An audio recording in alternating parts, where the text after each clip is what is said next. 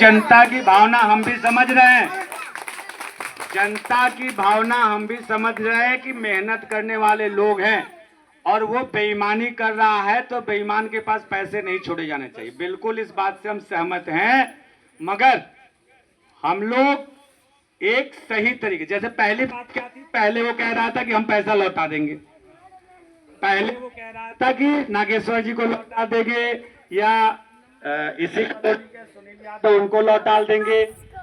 तो हम लोगों ने कहा कि चलो उसको टाइम दे दो। फिर उसने कहा कि कोई पैसा मांग ही नहीं रहा है। अब यहाँ पे आज प्रूफ हो गया। पहली मीटिंग, ये हमारी मीटिंग किस लिए थी कि लोगों को हम बताएं और उसको भी ये पता चले कि लोग पैसा मांग रहे हैं और घर पे जाने को तैयार हैं। ये यहाँ पे देख लीजिए, ये कोई मनगढ़ंत बात नहीं है, लोग यहाँ से उसके घर जाने को तैयार हैं। और अगर उस बेशरम को जरा भी शर्म होती, ये वीडियो आप लोग बिल्कुल डालिए कि ये जनता अभी कह दिया जाए तो उसके घर पहुंच जाएगी, मगर मैं एक मगर लगा रहा हूं, ये हम लोगों का तरीका नहीं। हम लोग नहीं चाहते हैं कि किसी व्यक्ति का अपमान हो। वो कर रहा है, वो लगातार जो भी उस पर सवाल उठा रहे हैं, चाहे वो सुधाकर कुंवर हो, चाहे वो नागेश्वर मंडल हो, चाहे वो सुरेंद्र सिंह मुखिया जी हो, चाहे वो चाचा हो हमारे उमेश ठाकुर, जिसने भी उस पर सवाल उठाया यानी सही बात कही, वो उसके लिए बुरा हो गया। उसके लिए सही कौन है? जो उसके पीछे पीछे घूम रहे हैं। यानी उसे चमचों की जरूरत है, सही लोगों की जरूरत नहीं है। जिन लोगों ने दिन रात एक किया, यहाँ महिलाएं बैठी हुई है, सारी महिलाएं घूम घूम के रैलियां की, पोस्टर लगाए, आज भी पोस्टर हमारे कई जगह चिपके पड़े हैं, महापंचायत पर्चे बांटे। वो सारे लोग किसी व्यक्ति के लिए काम नहीं कर रहे थे, अपने बिजली कनेक्शन के लिए लड़ रहे थे, तैयारी कर रहे थे, समिति बनाए थे। और ये बिल्कुल सही बात है इन भाई साहब की कि ऐसे ही लोग पैसा ले लेके और बेईमानी करते रहेंगे तो जनता का भरोसा उठ जाएगा।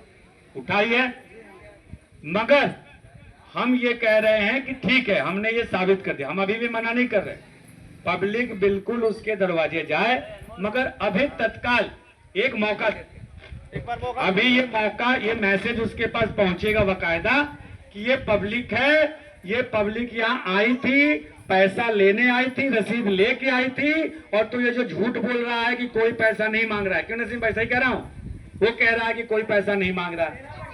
दूसरा वो जो कह रहा था कि पैसा तो मैं लौटाने को तैयार हूँ, मेरे घर आके ले जाओ, तो जनता घर जाने को भी तैयार है ना आप लोग। यानी अभी हम अगर कह दें तो ये जनता सीधे उसके घर पहुंचेगी, मगर ये हमारी नीयत और हमारी सोच का फर्क है कि नागेश्वर जी भी कह रहे हैं, मगर मैंने इसीलिए विरोध किया कि आप और हम कह दें और जनता फिर भी पैसा लेना चाहे तो हम मना नहीं कर सकते, क्योंकि जनता का पैसा है। जैसे हम कह रहे हैं कि उत्तम प्रकाश तिवारी से लो, वैसे ही जनता मुझसे भी पैसा मांगेगी अगर मैं लेता हूं। और हम यहाँ पे ये सब कुछ कर क्यों रहे हैं? क्योंकि यहाँ जो लगा था कैंप, उसमें हम लोग सब लोग खड़े थे पैसा दिलवाने में। वो बाहर से आया था, दूसरी कॉलोनी से आया था, हम लोग इस कॉलोनी के उसके साथ खड़े थे, क्योंकि हमें लगा कि वो आदमी हमारी लड़ाई लड़ेगा, हमारे साथ है, हमारी अगुवाई करेगा, मगर वो इस लायक नहीं है, उसने साबित कर दिया।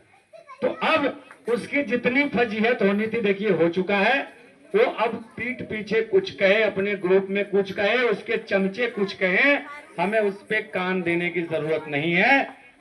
हमें अपनी एकता बनानी है। रही बात, दूसरी बात भी है आप कि ये जनता वो जनता है जो सड़कों पे लड़ने के लिए तैयार है, जो पुलिस के डंडे से नहीं डर रही है, तो जो इतनी कुर्बानी करने को जनता तैयार हो गई है, वो 2, 4, 500 के लिए पीछे नहीं भागेगी।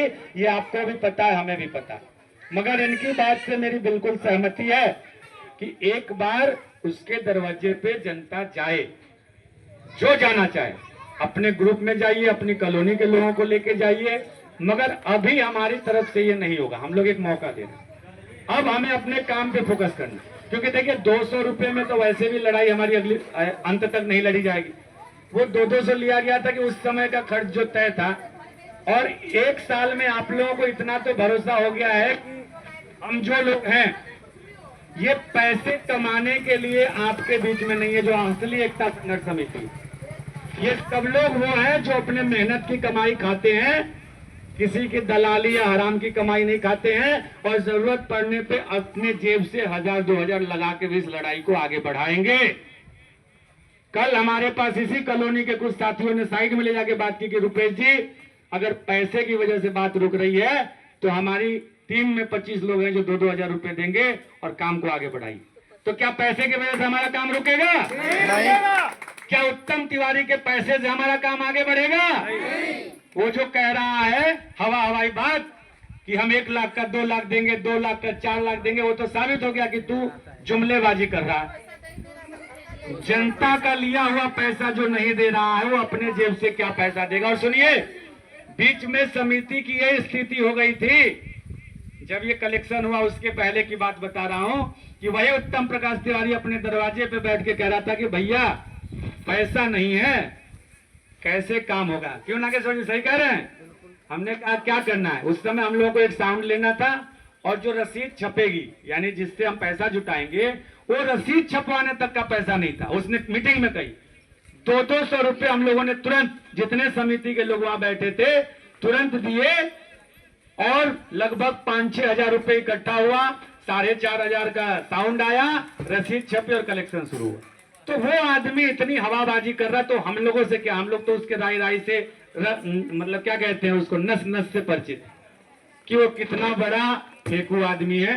हमारी उससे पर्सनल कोई लड़ाई नहीं है, हम लोग एक मकसद के लिए लड़े। देखिए, हम बार बार क्यों कह रहे हैं कि ये बहुत बड़ी लड़ाई हम लोग लड़ने जा रहे हैं। भले यहाँ कम लोग खड़े हैं, क्योंकि जनता क्या